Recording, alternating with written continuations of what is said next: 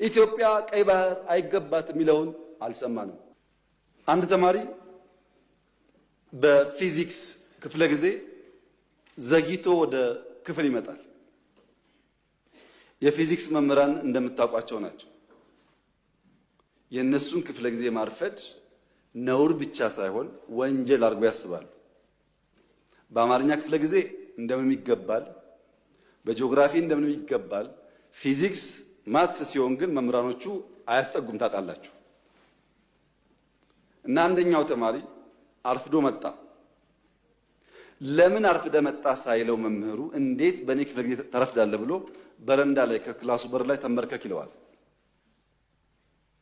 ተማሪ ተንበርክኮ ፔሬዱ ያልቅና ደውል ሲደወል መምህሩ ሲወጣ ተማሪ ዘሎ ይገባል ወደ ክፍሉ። ሲገባ ብላክቦርድ ላይ ሁለት ጥያቄዎች ያያል።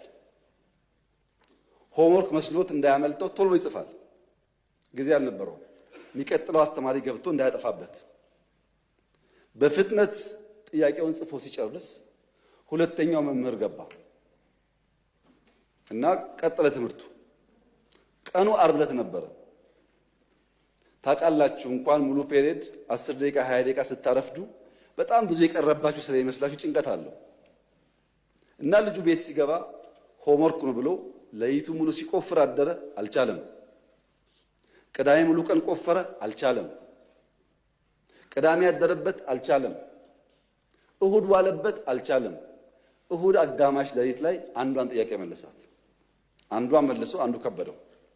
አስቡት፣ ዓርብ፣ ቅዳሜ፣ እሁድ ሁለት ጥያቄ ለመመለስ ሲፈጋ ቆይቶ እሁድ ለሊት አጋማሽ ላይ አንዷን መልሶ አንዷ ቀረችውና ሰኞ ጠዋት ትምህርት ቤት ሄዶ የፊዚክስ መምህር ገብቶ አዲስ ቻፕተር መጻፍ ጀመረ። ተማሪው እንደ መምህር የባለፈው አሳይመንት ሳሉ የባለፈው ሳምንት ሆምወርክ ሳሉ ያማል እንደ ባለፈው ሆምወርክ አልሰጠውም ይላል መምህሩ። እንደ ሁለት ጥያቄ ጽፈው አርፍጄ ገብቼ ጽፌያለሁ እኮ ይላል። እና መምህሩ ምን አለ?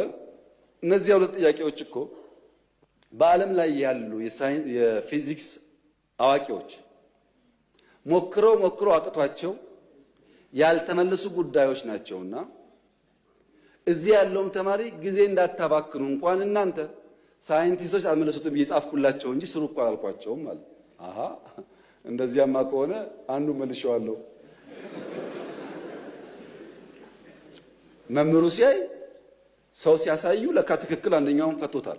ዓለም አልቻለው የተባለው ለምን ስላልሰማ አትችልምና አትስራው ብሎ መምህር ሲጽፍ ቢሰማ ኖሮ እሱም አጣጥፎ ይቀመጥ ነበር። እሱ አልሰማም አትችልም ማለት ነው። እና የተከበረው ምክር ቤት ኢትዮጵያ ቀይ ባህር አይገባትም የሚለውን አልሰማንም።